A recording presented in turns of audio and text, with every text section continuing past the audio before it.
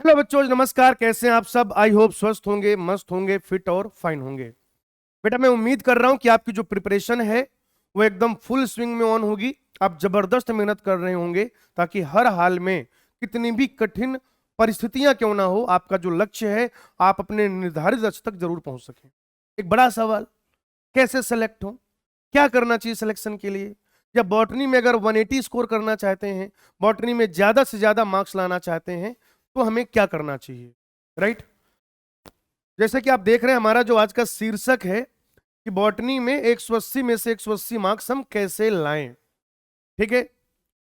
तो इसका ये मतलब नहीं कि अगर कोई बच्चा ऐसा है कि उसको लगता है कि वो 170 मार्क्स तक जाएगा, 170 मार्क्स तक जाएगा, तो उसके लिए वीडियो किसी काम का नहीं है। भाई, जब हम प्रयत्न कर ही रहे हैं तो हम मैक्सिमम के लिए कोशिश क्यों ना करें। इसलिए ये है 180 आउट ऑफ 180।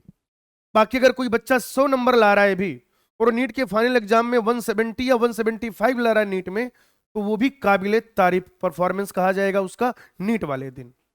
बड़े सारे सवाल होते हैं बच्चे के मन में कि भाई ऑलमोस्ट आधा जो समय था, ऑलमोस्ट आधा समय या कहें कि थोड़ा उससे भी ज्यादा, वो हमने तैयारी में बिता दिया है। अभी भी माइंड में ये क्लियरिटी नहीं है बहुत सारे बच्चों के कि भाई क्या पढ़ें, हम जो पढ़ रहे हैं वो रिलेवेंट है या नहीं है। क्या हम जो उचित पाठन सामग्री है, जो उचित अध्ययन सामग्री है, वही पढ़ रहे हैं? कब पढ़ें? टाइम टेबल से रिलेटेड बातें हैं। सुबह पढ़ें, दोपहर पढ़ें, शाम पढ़ें, रात पढ़ें, कब पढ़ें और कैसे पढ़ें? ये तीन अहम सवाल कि क्या पढ़ें, कब पढ़ें, कैसे पढ़ें। बार बार बायोलॉजी का जिक्र होता है, नीट का जिक्र होता है, तो फिर एनसीईआरटी का जिक्र भी होता ही होता है। बिना एनसीईआरटी के जिक्र के आप इस सफर को पूरा नहीं कर सकते हैं। तो फिर एनसीईआरटी कैसे पढ़ें? एनसीईआरटी पढ़ना मस्ट है। क्वेश्चन की प्रैक्टिस भी जरूरी है, तो फिर क्वेश्चन प्रैक्टिस कैसे करें? सारा काम बढ़िया चल रहा है, तो फिर टेस्ट में अपीयर कैसे हों, या टेस्ट कैसे दें, या टेस्ट के बाद कैसे करें? डे बाय डे का जो हमारा रूटीन है उसमें कैसे इंप्रूवमेंट लाएं? तो ये छोटी छोटी बातें हैं, लेकिन बहुत जरूरी बातें हैं, बहुत अहम बातें हैं। हमें इस वीडियो के माध्यम से आप सबको यही बताना है, या हम सब आपस में यही डिस्कशन कर रहे हैं आज, कि हम इन चीजों को कैसे सुधारें, या कैसे हम अधिक से अधिक जो अंक हैं वर्जित करें। राइट। तो पहली चीज बेटा जो हमें डिस्कस करनी है कि क्या पढ़ें, कब पढ़ें और कैसे पढ़ें। ठीक है। क्या पढ़ें? जिन बच्चों के दिमाग में ये चीज क्लियर है वो तो ठीक है, वो तो अच्छी बात है। लेकिन सवाल ये है कि क्या सारे बच्चों के दिमाग में ये क्लियरिटी है? क्या सारे बच्चों के मस्तिष्क में यह विचार एकदम क्रिस्टल क्लियर है कि उन्हें क्या पढ़ना है? देखिए बेटा, पैटर्न चेंज होता रहेगा, पेपर में क्वेश्चन पूछे जाने का तरीका चेंज होता रहेगा, हो सकता है कि क्वेश्चन का नंबर भी चेंज होता रहे। लेकिन विगत कई वर्षों से जो एक चीज कॉमन है, जो हर साल आप जानते हैं कि उसे आप रिपीटेशन में कह लीजिए, वो रिपीट होती है ऐसा कह लीजिए, वो है आपका पाठ्यक्रम। वो क्या है? आपका पाठ्यक्रम। तो सबसे पहले आपको पाठ्यक्रम के बारे में जानकारी होना चाहिए। सबसे पहली चीज तो यह है कि आपको जो आपका पाठ्यक्रम है यानी कि सिलेबस है, पाठ्यक्रम की सही जानकारी होनी चाहिए। पाठ्यक्रम की सही जानकारी होनी चाहिए। ठीक है जी।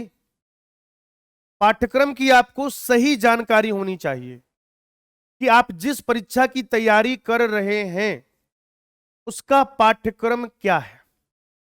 क्योंकि क्या पढ़ना है इससे कहीं ज्यादा जरूरी होता है क्या नहीं पढ़ना। आपने हमेशा सुना होगा, आपने कहीं पर भी जब इस तरीके की चीजें डिस्कस करी होंगी तो आपने एक चीज हमेशा सुनी होगी, आपको इस बारे में जरूर बताया गया होगा कि एक तो पाठ्यक्रम की सही जानकारी होनी चाहिए, और दूसरा क्या पढ़ना है और क्या नहीं पढ़ना। क्या पढ़ना है ये जानना जरूरी है, क्या पढ़ना है ये जानना जरूरी है, आवश्यक है।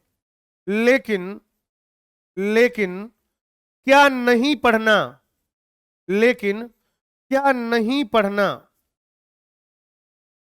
ये जानना, ये जानना और भी जरूरी है। ये जानना और भी जरूरी है।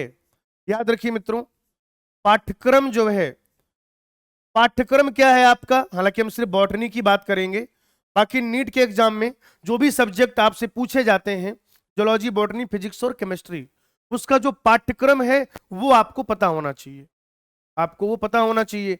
जैसे कि आपके पाठ्यक्रम में क्या क्या है, भौतिक शास्त्र है, भौतिक शास्त्र या भौतिकी, फिजिक्स जिसे आप कहते हैं, रसायन शास्त्र है, रसायन शास्त्र है बेटा, रसायन शास्त्र है, या हम लोग कह सकते हैं कि जो प्राणी विज्ञान है यानी कि जूलॉजी, और या फिर जो वनस्पति विज्ञान है, वनस्पति विज्ञान,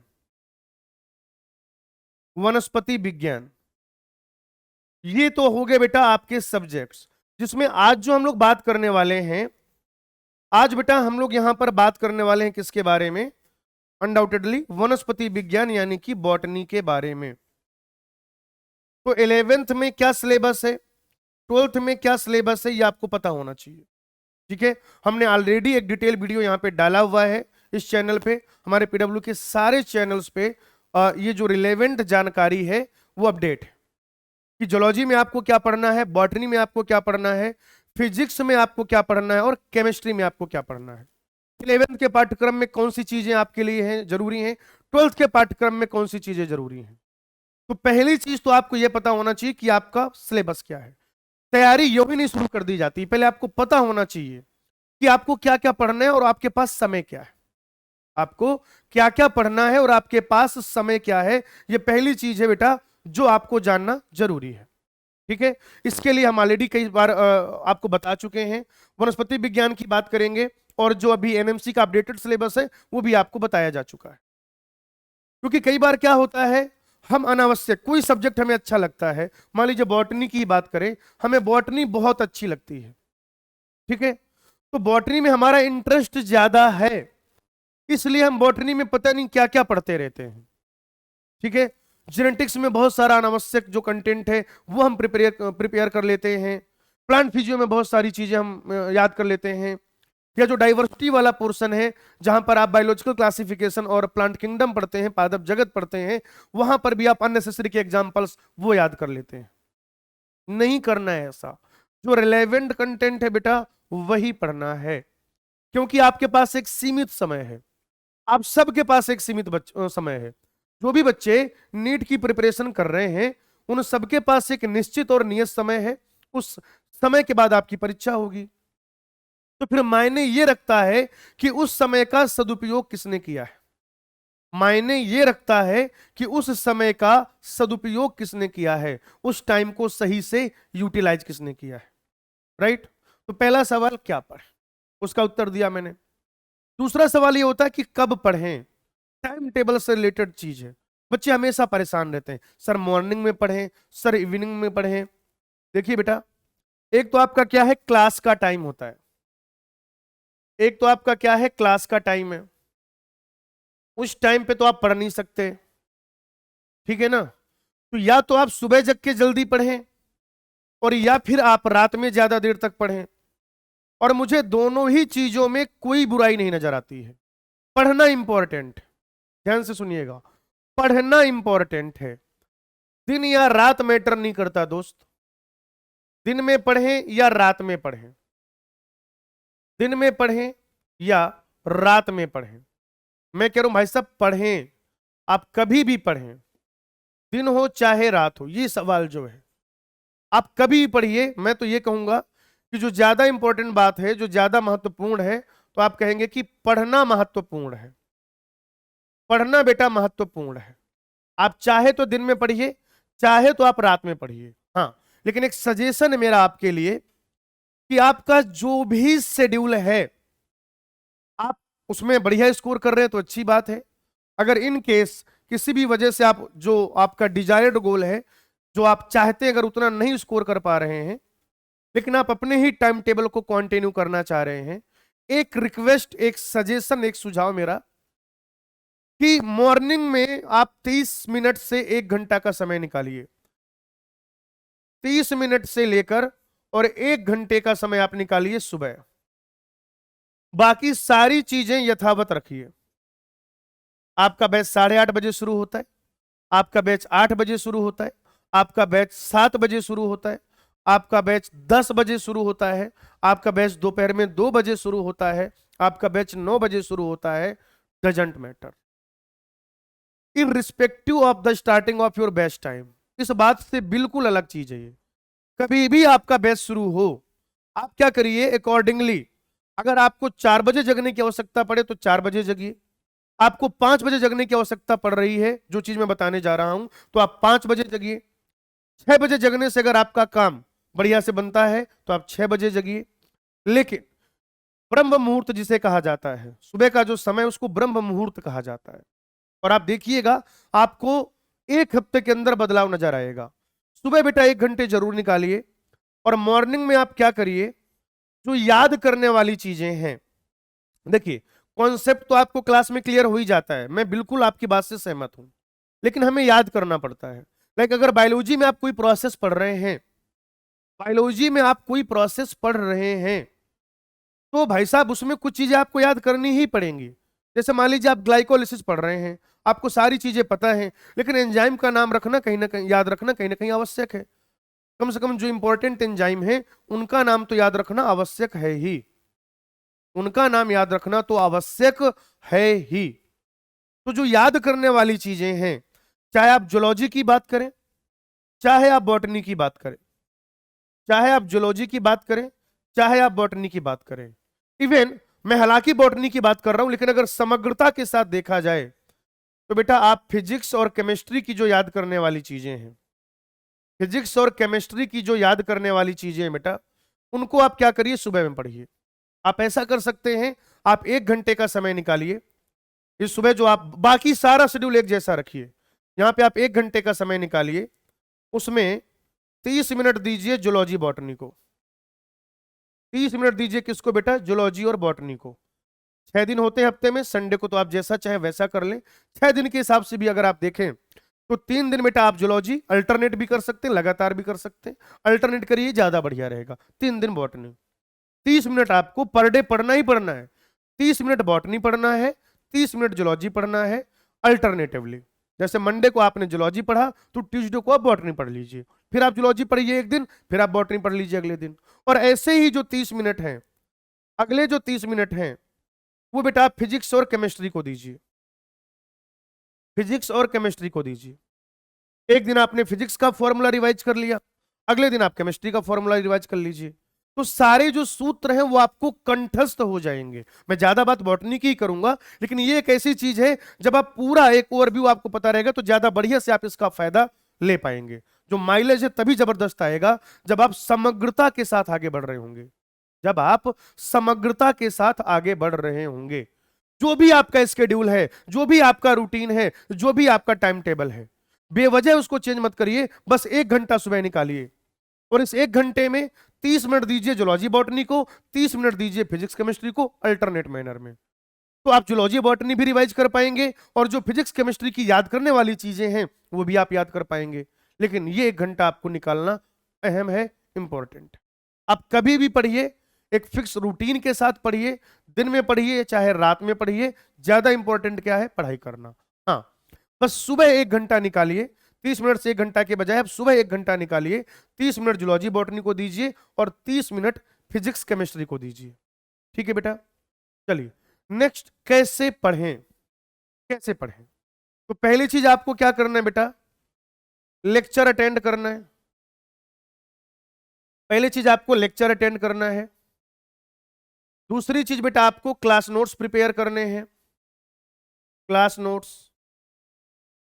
तीसरा बेटा आपको क्या करना है, एनसीईआरटी रीडिंग करनी है। एनसीईआरटी कैसे पढ़ेंगे अभी बात करेंगे, एनसीईआरटी रीडिंग करनी है।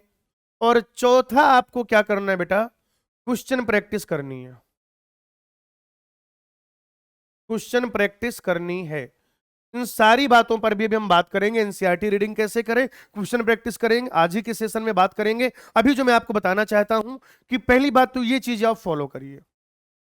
कई बार आपको लगता है कि ये चीज आपको आती है, इसका लेक्चर क्यों ही देखना, सिर्फ एनसीईआरटी पढ़ लेते हैं, पेपर तो एनसीईआरटी से ही आना है।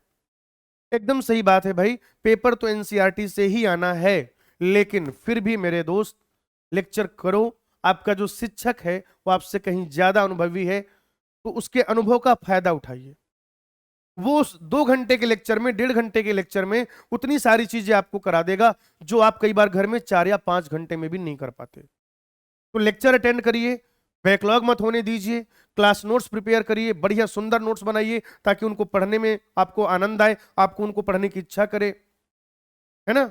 एनसीईआरटी रीडिंग बहुत आवश्यक है। हम लोग तो कराते ही हैं, किसी ना किसी तरीके से कराया ही जा रहा है, जहां नहीं हो रहा है वहां भी कराया जाएगा अभी, लेकिन आपका खुद का एनसीईआरटी पढ़ना बहुत जरूरी है। आपका शिक्षक आपको एनसीईआरटी वाला ही कंटेंट डिलीवर कर रहा है, आपका शिक्षक जो आपको पढ़ा रहा है वो सारी चीजें एनसीईआरटी में दी हुई हैं, लेकिन आपको एनसीईआरटी पढ़ना बहुत जरूरी है। जैसे कई बार बच्चों का ये कहना होता है कि सर हमसे जो छोटे छोटे सवाल होते हैं वो तो बन जाते हैं, लेकिन जो बड़े सवाल हैं कई बार हम वो नहीं कर पाते। क्यों नहीं कर पाते भाई? क्योंकि टीचर ने एनसीईआरटी रीडिंग कराई, तुमने वहां पे अंडरलाइन कर लिया और फिर उसके बाद जो है तुम उतना ही अंडरलाइन एरिया पढ़ते हो। कैसे सोच कैसे विकसित होगी? वो जो टॉपिक का एक फ्लो है, वो जो धारा प्रवाह तरीके से एनसीईआरटी में लिखा है, वह फ्लो कैसे पकड़ में आएगा भाई? उसके लिए आपका एनसीईआरटी को थॉरोली, आराम से एक एक शब्द पढ़ना बहुत आवश्यक है। वो एनसीईआरटी रीडिंग वाले में बात करेंगे। तो ये 4 चीजें आपको करनी है।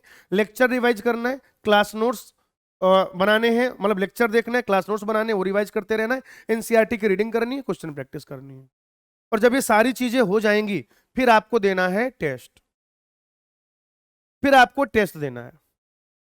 टेस्ट के बाद बात करेंगे एनालिसिस करना है, कैसे क्या करना है। और जब भी कभी आप पूरा चैप्टर दोबारा रिवाइज करें तो आप ये कोशिश करें उन टॉपिक्स पे ज्यादा ध्यान दें, उन टॉपिक्स पे ज्यादा तवज्जो दें जहां पर आप कम स्कोर कर पा रहे हैं।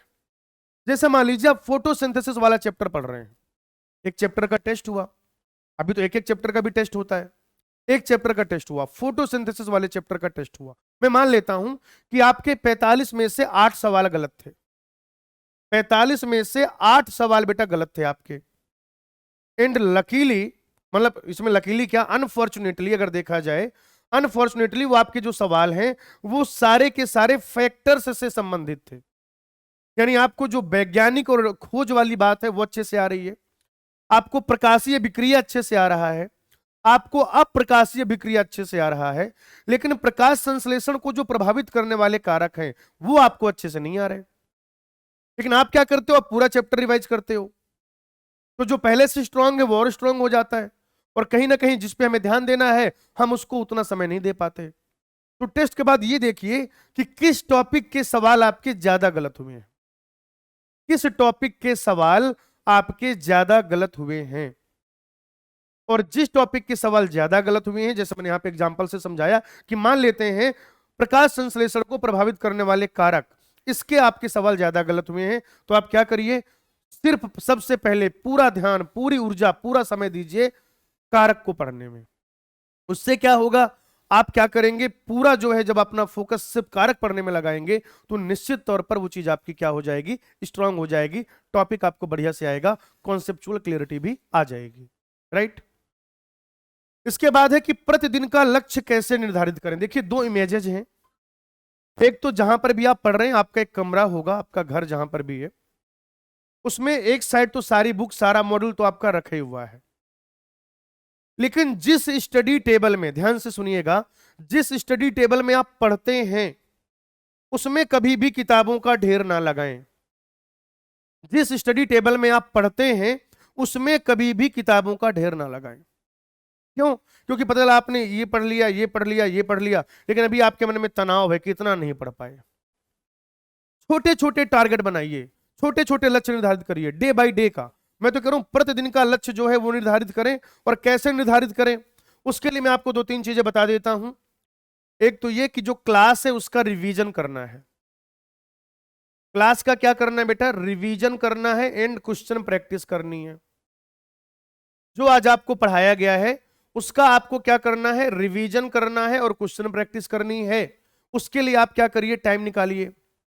उसके लिए क्या करिए बेटा, आप टाइम निकालिए। और इसके अलावा क्या हो जाएगा बताइए, वो जो सुबह का मैंने 1 घंटा बताया है उसके लिए आपको समय निकालना है। मॉर्निंग का 1 घंटा बेटा आपको निकालना है। इसके अलावा अगर आपका कोई बैकलॉग है 1-2 चैप्टर का या 1-2 लेक्चर का, तो बैकलॉग के लिए 1 घंटा निकालिए, है ना, 1 घंटा लगभग। इस तरीके से आप क्या करिए, अपने छोटे छोटे लक्ष्य निर्धारित करिए और हर रात सोने से पहले ये सोचिए, हर रात, ठीक है ना, सोने से पहले ये सोचिए, जब आप सोने जा रहे हैं, सोने से पहले विचार करिए, विचार करिए कि क्या आपका आज का लक्ष्य पूरा हुआ, क्या आपका आज का लक्ष्य पूरा हुआ, क्या आपका आज का लक्ष्य पूरा हुआ, ठीक है ना। ये अगर आप विचार करेंगे तो निश्चित तौर पर अगर आपने लक्ष्य पूरा कर लिया है, अब इसमें 2 चीजें हैं, आपका लक्ष्य पूरा हुआ या नहीं हुआ, इसमें 2 सवाल हैं, हाँ पूरा हुआ नहीं हुआ। अगर लक्ष्य पूरा हो गया है तो अगले दिन थोड़ा बड़ा लक्ष्य बनाइए, अगले दिन थोड़ा बड़ा लक्ष्य बनाइए, थोड़ा बड़ा लक्ष्य निर्धारित करिए, अगले दिन थोड़ा बड़ा लक्ष्य निर्धारित करिए, ठीक है जी। अगर आज, जैसे आज आप सोने जा रहे हैं और आपने सोचा कि आज के लिए जो आपने टारगेट सेट किया था, क्या वो पूरा हो गया है, अगर आपको लगता है कि वो पूरा हो गया है, अगर आपको लगता है कि वो पूरा हो गया है, तो बेटा आप क्या करो, अगले दिन इससे बड़ा लक्ष्य निर्धारित करो। और बेटा अगर ऐसा है कि आपको लगता है कि नहीं मेरा लक्ष्य नहीं पूरा हुआ है, तो बेटा आप सोचो और विचार करो, आप सोचो और विचार करो, सोचो और विचार करो कि ऐसा क्यों हुआ, आपके पास समय नहीं था, या फिर आपने लापरवाही करी, आपने मक्कारी करी, दोनों ही कंडीशन में अगर लक्ष्य पूरा हुआ है तो अगले दिन उससे बड़ा लक्ष्य निर्धारित करिए, और अगर नहीं हुआ है तो सोचिए कि ऐसा क्यों हुआ है। और स्टडी टेबल पे इस तरीके से बुक मत रखिए, आपकी अलमारी है, अलमीरा है आपका, वहां पे रख दीजिए। कोशिश करिए कि 3-4-5 घंटे की ही जो पठन सामग्री है वही आप अपनी स्टडी टेबल पे रखिए। जैसे ये इस तरीके से है, इसमें क्या है 2-3 बुक्स रखी हुई हैं, ये एक सही स्टडी टेबल का अरेंजमेंट मुझे लगता है।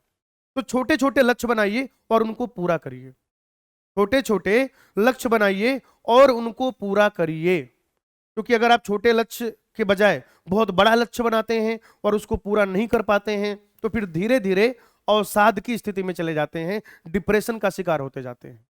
डिप्रेशन पे फिर कभी बात कर लेंगे, लेकिन अभी मैं क्या कह रहा हूं, छोटा लक्ष्य बनाइए, अगर वो पूरा हो जाता है अगले दिन उससे थोड़ा बड़ा लक्ष्य बनाइए, वो भी पूरा हो जाता है तो बेटा अगले दिन क्या करिए, थोड़ा और बड़ा लक्ष्य बनाइए।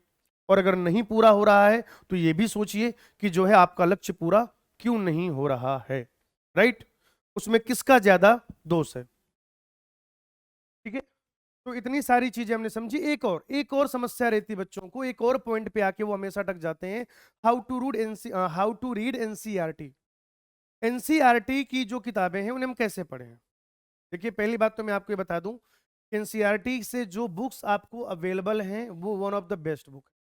ये आपके पास 2 किताबें हैं, 11वीं और 12वीं की, आपको ज्यादा फील आए, आप मेरे साथ कनेक्ट कर पाए, इसलिए मैंने ये कवर पेजेस लिए हुए हैं।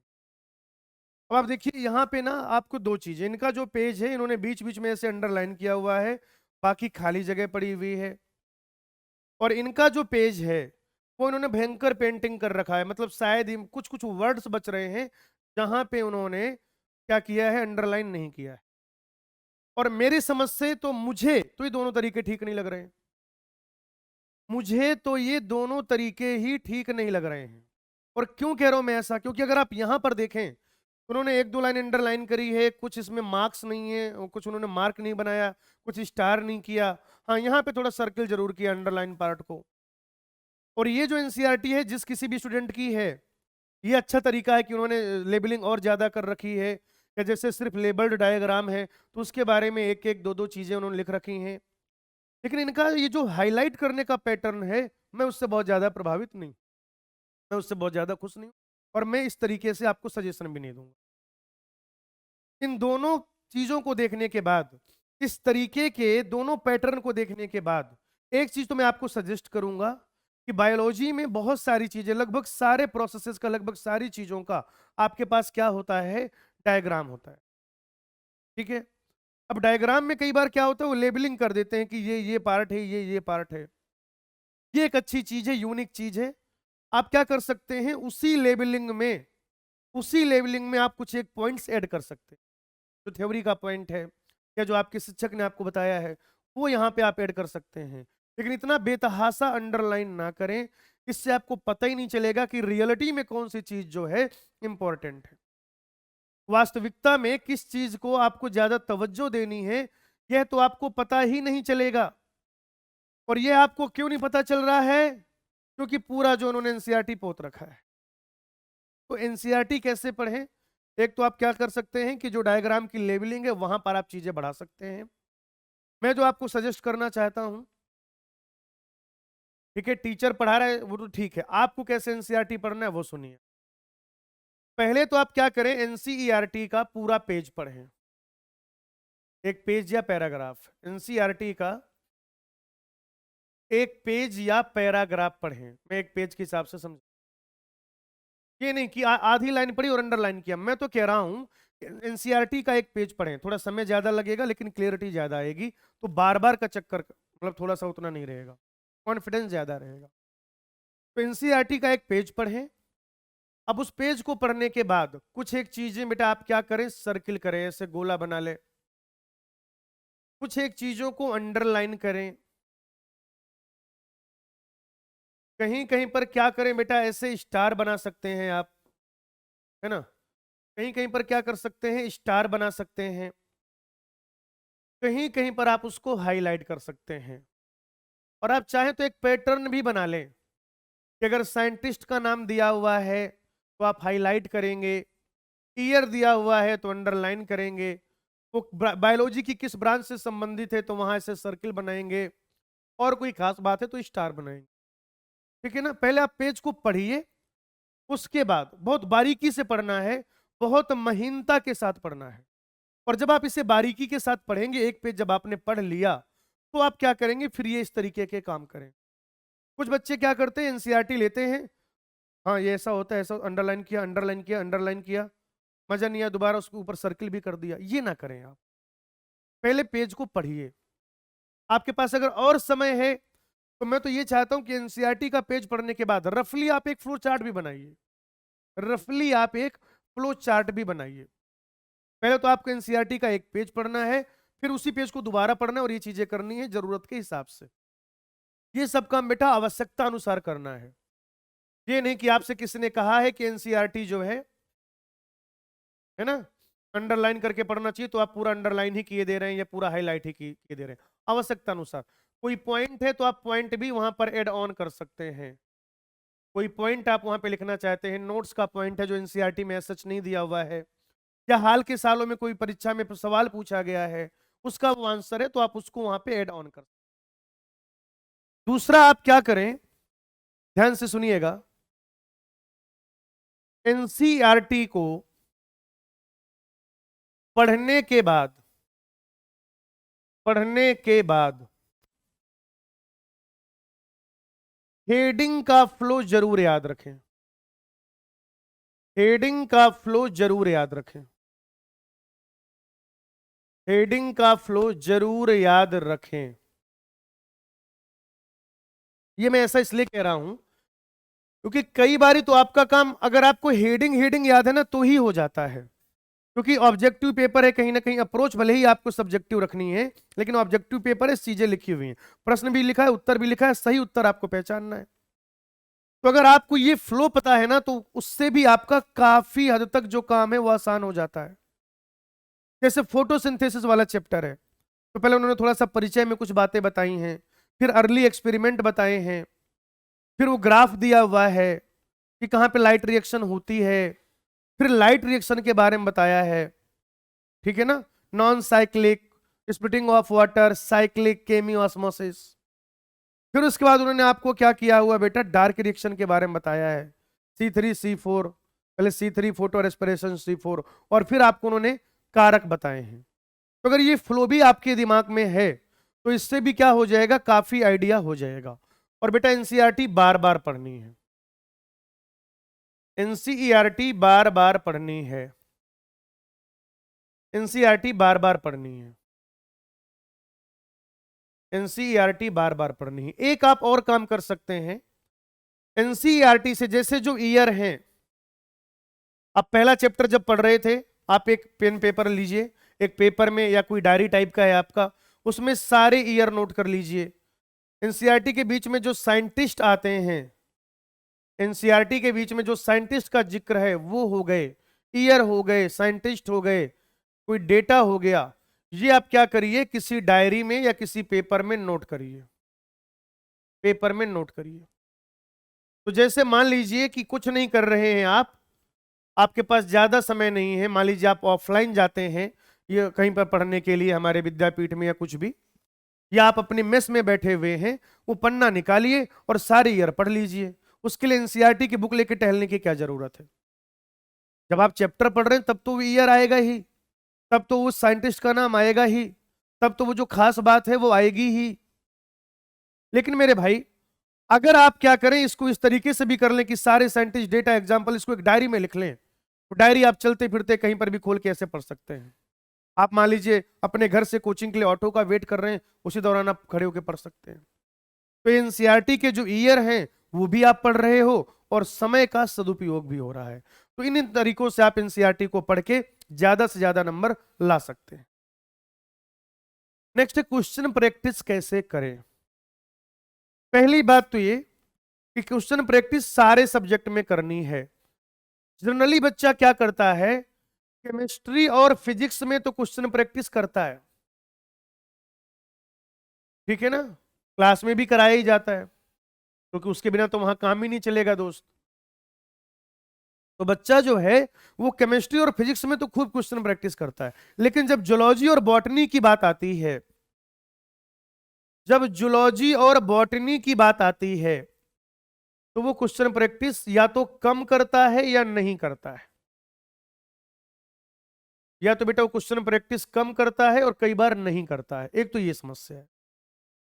तो बेटा भले ही आप अपना अप्रोच सब्जेक्टिव रख रहे हैं, पूरा सब्जेक्ट प्रिपेयर कर रहे हैं, लेकिन आपको 4 ऑप्शन को देखकर सही आंसर भी करना आना चाहिए। 4 ऑप्शन देखने के बाद आपको सही आंसर भी ना सिलेक्ट करना, चूज करना आना चाहिए। तो आप जूलॉजी बॉटनी में भी खूब क्वेश्चन प्रैक्टिस करें, और क्वेश्चन प्रैक्टिस के लिए आप या तो डीपीपी सॉल्व कर लीजिए सारी ईमानदारी के साथ, आंसर नहीं रटना है। क्वेश्चन प्रैक्टिस का मतलब क्वेश्चन के आंसर नहीं रटना है, उसको सॉल्व करना है। या अगर आप चाहें तो मॉड्यूल कर लीजिए, आपके पास बहुत समय है तो दोनों कर लीजिए, है ना, या तो डीपीपी या मॉड्यूल, बहुत समय दोनों कर लीजिए। आपका कोई बुक मन करता है, ठीक है ना, तो आप कोई बुक भी सॉल्व कर सकते हैं जो भी आपके पास अवेलेबल है और नए सिलेबस पर आधारित है। जैसे अगर आप देखें तो हमारे पास इंग्लिश मीडियम में तो भी पंच है, हिंदी मीडियम में भी जब आ जाएगी तो देखा जाएगा, है ना। तो इस तरीके से पंच जैसी कोई भी किताब, एनसीईआरटी पंच जैसी कोई भी किताब जो नए सिलेबस पर आधारित है, जिसपे नए तरीके के सवाल हैं, आप वैसे सवाल कर सकते हैं। दूसरा, जब क्वेश्चन प्रैक्टिस करें तो ईमानदारी के साथ करें बेटा। जब आप क्वेश्चन प्रैक्टिस करें तो ईमानदारी के साथ करें। ईमानदारी कैसे? ईमानदारी जैसे मान लीजिए ये यहां पर मेरे पास आपका ही जो है एक मॉड्यूल है, ये है, ये अपना मॉड्यूल मान लेते हैं कि इसमें आप क्वेश्चन प्रैक्टिस कर रहे हैं। बहुत सारे बच्चे क्या करते हैं, एक पेन फंसा देते हैं आंसर की के पास, ऐसे एक फंसा देते हैं आंसर की के पास और फिर यहां से क्वेश्चन प्रैक्टिस कर रहे होते हैं। पहले थर्ड होगा, हाँ थर्ड होगा, मजा भी आ गया उनको। दूसरे सेकंड होगा, हाँ सेकंड हो गया। तीसरे चौथा होगा, अरे हाँ हाँ थर्ड होगा। ऐसा नहीं करना है। आंसर देख के अपना कॉन्सेप्ट मत हिलाइए। हो सकता है, मैं ये नहीं कह रहा कि ऐसा होता ही है, हो सकता है आंसर की मैं आंसर गलत दिया हो, तो आप आंसर के हिसाब से कॉन्सेप्ट मत डेवलप करिए। जो आपने कॉन्सेप्ट सीखा है, ठीक है ना, जो आपने कॉन्सेप्ट सीखा है उसके हिसाब से आंसर करिए, ईमानदारी के साथ आंसर करिए। और अगर इसको भी आप टाइम के हिसाब से करें, टाइम मैनेजमेंट यहां पर भी ध्यान दें। ये क्वेश्चन प्रैक्टिस करने में भी आपको क्या करना है टाइम मैनेजमेंट का ध्यान देना है। कैसे टाइम मैनेजमेंट का ध्यान देना है? ये नहीं कि उलझे पड़े हैं तो उलझे पड़े हैं। जिस तरीके से आप टेस्ट में करते हैं वैसे ही आप टाइम दीजिए। अगर उतनी देर में सवाल हो रहा है तो ठीक है, नहीं हो रहा तो अभी स्किप कर दीजिए। जब आप क्वेश्चन प्रैक्टिस कर लेंगे फिर आप देखेंगे कितने सही हुए कितने गलत हुए, या आपने कितने स्किप किए। तो जो भी चीज आपने गलत की है या जो स्किप की है, अब आप उसके सोल्यूशन पर जाएंगे। सोल्यूशन आपके पास या तो वीडियो सोल्यूशन होगा या आपके पास प्रिंटेड सोल्यूशन होगा, और नहीं तो फिर आप टीचर के पास जाएंगे। तो पहली बात तो बेटा क्या करना है, क्वेश्चन प्रैक्टिस करनी है। सिर्फ कहानी पढ़ने से, थ्योरी पढ़ने से काम नहीं चलेगा। बहुत सारे बच्चे कहते हैं सर जब आप कंटेंट पढ़ाते हैं तो कंटेंट समझ में आ जाता है फिर भी टेस्ट में मार्क्स नहीं आते, due to lack of question practice दोस्त, क्योंकि तू सवाल नहीं लगा रहा है घर पे, है ना। तो बढ़िया से क्वेश्चन प्रैक्टिस करिए और ईमानदारी के साथ करिए। वो तरीका मत अपनाइए जो मैंने अभी बताया। टाइम मैनेजमेंट का भी ध्यान रखिए, टाइम मैनेजमेंट का भी ध्यान रखिए। अगर समय के साथ करेंगे, टाइम बाउंड मैनर में काम करेंगे, दो फायदे हैं देखो उसके। एक तो ये कि टेस्ट के लिए आप खुद को बढ़िया से प्रिपेयर करेंगे, दूसरा फिर आप सारे सब्जेक्ट को टाइम भी दे पाएंगे। ऐसा थोड़ी कि आज फिजिक्स पढ़ रहे हैं तो पूरा दिन फिजिक्स ही पढ़े जा रहे हैं, किसी दिन केमिस्ट्री पढ़ रहे हैं तो पूरा दिन केमिस्ट्री ही पढ़े जा रहे हैं। ऐसा नहीं करना है, हमें एक नियत समय के हिसाब से सारा काम करना है, क्योंकि नीट वाले दिन हमको जो भी पेपर सॉल्व करना है एक पर्टिकुलर टाइम में करना है। ऐसा थोड़ी है कि कोई बच्चा 2 बजे पेपर ले और रात में 8 बजे वापस करे कि हाँ लो अब मैंने कर लिया है, तो उसकी जो हमारे सबमिट हो जाएगी, तब उससे पहले वो ले लेंगे ऑब्वियसली। आप समझिए मैं कहना क्या चाहता हूं। तो इस तरीके से आपको क्या करना है, क्वेश्चन प्रैक्टिस करना है। नेक्स्ट बेटा, टेस्ट कैसे दें। पहली चीज तो टेस्ट देना है, ठीक है ना। पहली बात तो टेस्ट देना जरूरी है। पहली बात तो ये बेटा कि टेस्ट में अपीयर होना जरूरी है।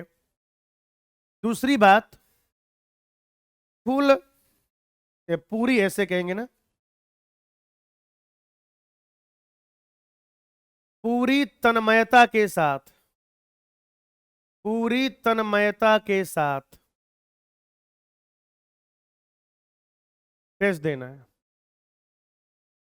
आपका जो टेस्ट है भले ही वो पार्ट टेस्ट हो या यूनिट टेस्ट हो या हमारे आईटीएस का टेस्ट हो, उसको लाइटली नहीं लेना है भाई। लोग सोचते हैं एक चैप्टर का टेस्ट है, कोचिंग का टेस्ट है, कई बार वो टेस्ट में टाइम से अपीयर भी नहीं होते। 9 बजे का टाइम है ना, 9:15 पे आ रहे हैं, ऑफलाइन सेंटर में है हमारे, तो विद्यापीठ में, अरे सर मेरा ऑटो। क्यों भाई? अगर आपको ऐसा लगता है कि आप ऑटो से नहीं पहुंच पा रहे हैं तो आप आधे घंटे और पहले निकल लीजिए ना, आप आधे घंटे पहले और निकल लीजिए, आप 1 घंटे पहले निकल लीजिए। क्योंकि नीट वाले दिन या फाइनल एग्जाम वाले दिन ये आपकी बात नहीं मानी जाएगी कि आपका ऑटो लेट हो गया था, क्या हो गया था। तो फुल सिंसियरिटी के साथ, पूरी तन्मयता के साथ, पूरी ऊर्जा के साथ, पूरी तैयारी के साथ आप अपना टेस्ट दीजिए। एकदम full energy, full confidence, full preparation, full sincerity. ये नहीं कि हाँ हिलते डुलते चले गए या दोस्त को फोन लगाया कि भाई तू टेस्ट दे रहा है क्या, अगर वो टेस्ट दे रहा है तो हम भी चले गए, अगर वो नहीं दे रहा, ऐसा मत करिए। टेस्ट दीजिए, पूरी तन्मयता के साथ दीजिए। उसके बाद टेस्ट की एनालिसिस जरूर करें, टेस्ट की बेटा एनालिसिस जरूर करें, टेस्ट की एनालिसिस जरूर करें, ठीक है। अब एनालिसिस कैसे करना है कि 720 में से आपने कितना स्कोर किया है, 720 में से आपने कितना स्कोर किया है, और आप अपने डिजायर्ड गोल से कितना अभी दूर हैं। भाई किसी को एम्स दिल्ली चाहिए तो उसको 710, 715, 720 नंबर लाने पड़ेंगे। किसी को मौलाना आजाद चाहिए 710 में काम हो सकता है, किसी को एसएमएस किंग जॉर्ज चाहिए तो उसका 700 में काम हो सकता है। तो देखिए कि आप कितने मार्क्स लेकर आ रहे हैं, एवरेज क्या चल रहा है आपका, और आप अपने गोल से कितना दूर या कितना पास हैं। एक तो इस तरीके का एनालिसिस करना है। फिर दूसरा आपको करना है बेटा subject wise analysis, subject wise analysis कि फिजिक्स में आप कहां खेल रहे हो, केमिस्ट्री में क्या सही सीन है आपका, जूलॉजी में कहां पहुंचे आप, बॉटनी में क्या कर रहे हो आप। टेस्ट देना है। मैं तो मेनली बॉटनी की बात करूंगा, लेकिन आपको एनालिसिस पूरी करनी है बेटा। बॉटनी में तो करनी है, सीधी सी बात है, मैं तो चाह रहा हूं आप सारे में करें। फिर आप बॉटनी के मार्क्स देखिए, ये जो भी मार्क्स आए हैं, इस एक्स में बॉटनी का कितना कंट्रीब्यूशन है, इस एक्स में बॉटनी का कितना कंट्रीब्यूशन है। पता चला कई बार ऐसा होता भी है कि पता चला किसी एक सब्जेक्ट में बहुत ज्यादा नंबर हैं और बाकी तीनों मिला के ही उतने आ रहे हैं, तो ये भी देखिए। फिर उसके बाद बेटा आप चैप्टर वाइज एनालिसिस कीजिए, chapter wise analysis, chapter wise analysis. मान लीजिए 3 चैप्टर आ रहे हैं, पहला दूसरा और तीसरा मान लीजिए, तो आपके ज्यादा सवाल किसमें सही किसमें गलत है। मान लीजिए दूसरे चैप्टर के ज्यादा सवाल गलत है, तो फिर आप टॉपिक वाइज भी एनालिसिस करिए। हालांकि हम खुद भी करके दे ही रहे हैं आपको सारा परफॉर्मेंस रिकॉर्ड, आप भी थोड़ा सा उससे गो थ्रू होइए कि किस टॉपिक का सवाल आपका ज्यादा गलत हुआ है। और सबसे पहले बेटा उसी को आप रिवाइज करिए, उसी का रिवीजन करिए, या उसी के बारे में अपने टीचर से पूछिए। इस तरीके से आप क्या करेंगे, टेस्ट देंगे, गलतियां करेंगे, अपनी गलतियां सुधारेंगे। देखिए क्वेश्चन प्रैक्टिस करने का क्या फायदा है कि बहुत सारी गलतियां जो आप टेस्ट में करने वाले हैं वो आप पहले कर चुके होंगे, ये क्वेश्चन प्रैक्टिस का फायदा है। और टेस्ट देने का फायदा ये है कि जो गलतियां आप नीट में करेंगे वो आप हमारे पीडब्ल्यू के टेस्ट में कर देंगे, हम आपसे गलतियां करा लेंगे। गलतियां करना कोई गलत बात नहीं है, लेकिन उन गलतियों से सुधार ना करना, उन गलतियों से ना सीखना, ये बहुत गलत है। मैं तो हमेशा कहता हूं कि do the mistakes but never repeat the same mistake. गलती करिए, गलतियां करिए, लेकिन सेम गलती कभी भी दोबारा रिपीट ना करिए। आपकी कोशिश ऐसी होनी चाहिए, do the mistakes but never repeat the same mistake. गलती करिए, गलतियां करिए, बट कभी भी सेम गलती को दोबारा रिपीट मत करिए, कभी भी मत करिए ऐसा, ठीक है। तो टेस्ट से आप एनालिसिस करेंगे, आपको अपनी गलतियां पता चलेंगी, और टेस्ट बाय टेस्ट आप इंप्रूव करते जाएंगे। जब आप टेस्ट देंगे और फिर उसके बाद आप एनालिसिस करेंगे, उसकी एनालिसिस करने के बाद बेटा आपको क्या करना है, इंप्रूव करना है। और ऐसा ही इंप्रूवमेंट का प्रोग्राम आपको लगातार कंटिन्यू रखना है, ठीक है। तो इन सारी चीजों को जो मैंने आपसे डिस्कस की हैं, अगर आप समग्रता के साथ पालन करते हैं, अगर आप सब कुछ अच्छा चल रहा है, तो निश्चित तौर पर आवश्यकता ही नहीं है। लेकिन अगर किसी को आवश्यकता है तो जो चीजें मैंने बताई हैं, अगर आप पूर्ण मनोयोग के साथ, है ना, कर्मठ रहते हुए उसको पालन करते हैं, तो निश्चित तौर पर क्या हो जाएगा बेटा, ये जो नीट 2024 आने वाला है, ये जो नीट 2024 आने वाला है, ये बेटा आपके लिए ही हो रहा है। और आप जो है 100% सफल हो जाएंगे, ठीक है जी, 100% सफल हो जाएंगे बेटा। कोई भी एनएमसी, कोई भी जो है एनटीए, वो आपको सफल होने से नहीं रोक सकता है। मेरी शुभकामनाएं हैं आपके साथ, ठीक है ना, मेरी शुभकामनाएं आपके साथ बेटा। और इस वीडियो को देखने के लिए आपका बहुत बहुत धन्यवाद। थैंक यू, शुक्रिया।